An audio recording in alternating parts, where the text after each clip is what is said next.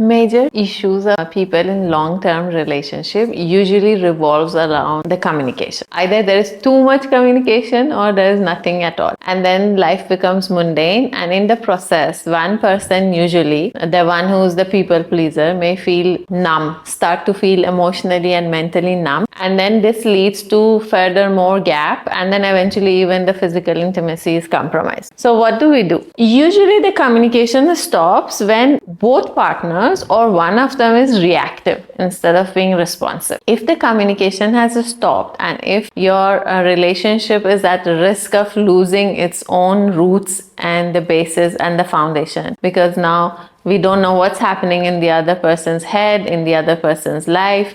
Everything is become very, very basic and it's not really fulfilling us mentally or emotionally. Then we need to sit down and understand and identify which one of the two is more reactive. Let's say I am the one who is more reactive. Then what do I need to do? I need to practice becoming a good listener, which means when the other person is talking and complaining, I need to remove myself from the equation and understand this is the time I must give to hear someone else's pain.